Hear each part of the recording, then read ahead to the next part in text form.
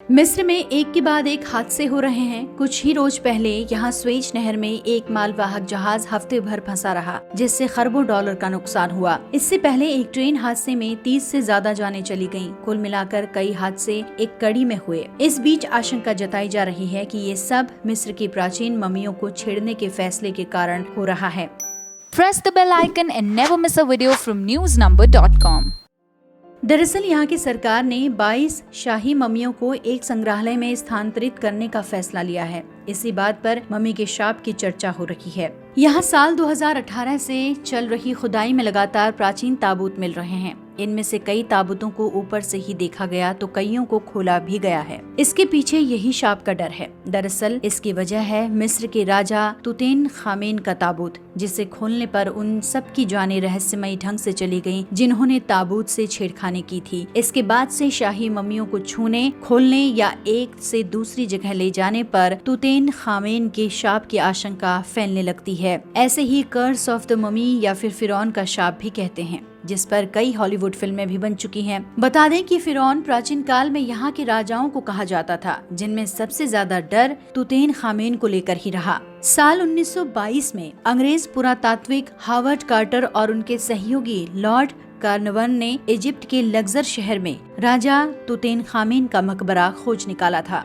इतिहासकारों के अनुसार वो प्राचीन मिस्र के 18वें राजवंश के 11वें राजा थे। ताबूत खोलने पर बिल्कुल साबुत और बेहद कीमती आभूषणों से भरा हुआ था। माना गया कि मौत के वक्त राजा की उम्र 17 साल से ज्यादा नहीं रही होगी। उनकी मौत की सही वजह कोई बता नहीं सका। मिस्र, रोम और ग्रीस में राजाओं और राजसी खानदान का या फिर बड़े पदों पर काम करने वालों की मौत पर उन्हें सामान्य लकड़ी के ताबूत में नहीं दफनाया जाता था, बल्कि लकड़ी के ताबूत को भी एक डिब्बे में बंद किया जाता था। पत्थर से बना यही डिब्बा सार्कोफेगस कहलाता है। पत्थर का ये ताबूत जमीन से कुछ ऊपर रखा जाता है। मिस्र में इसकी शुरुआत 2686 BCE की मानी जाती है। माना जाता था कि मौत के बाद दूसरे संसार में व्यक्ति साबुत पहुँचे, इसके लिए सार्कोफेगस जरूरी है।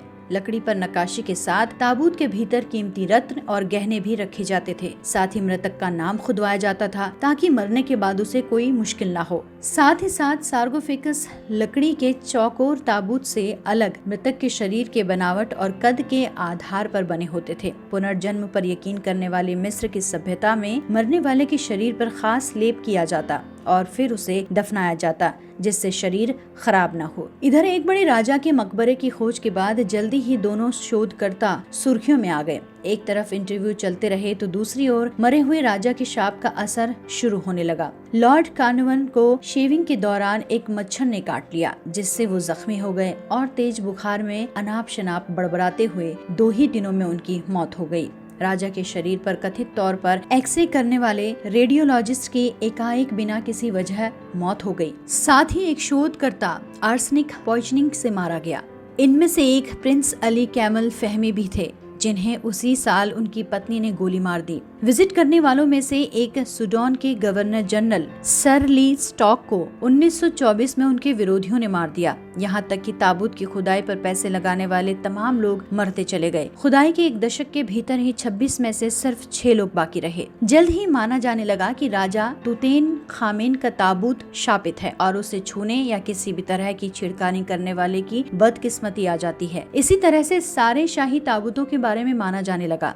भूतपूर्व इजिप्ट पर अध्ययन करने वाले डोमिनिक ने द इंडिपेंडेंट अखबार से एक इंटरव्यू में मम्मी के अभिशप्त होने और रहस्यमयी मौतों के बारे में खुलकर बात की। मम्मी के शापित होने पर कई किताबें भी लिखी, जिनमें एक किताब लॉस्ट इन अ पिरामिड और द ममी कर्स खासी चर्चित रही। बड़ा तबका मानता है कि शापित होना जैसी कोई बात नहीं है, बल्कि अचानक हुई मौतों की वजह ताबूतों के भीतर जमा जहरीली गैस या फिर पैथोजन रहे होंगे। हजारों सालों तक जमीन में बंद रहने के दौरान ताबूत और मृत शरीर दोनों में ही खतरनाक पैथोजन यानी कि वायरस या बैक्टीरिया पैदा हो जाते हैं और इन्हें खोलना बीमारी कर सकता है। मम्मी पर लैब स्टडी भी हुई, जिसमें देखा गया कि ताबूतों के भीतर कई तरह के जानलेवा फंगस पैदा हो जाते हैं। ये इतने घातक होते हैं कि इनमें सांस लेने में रुकावट और फेफड़ों में खून जमा होने जैसी दिक्कतें आ सकती हैं।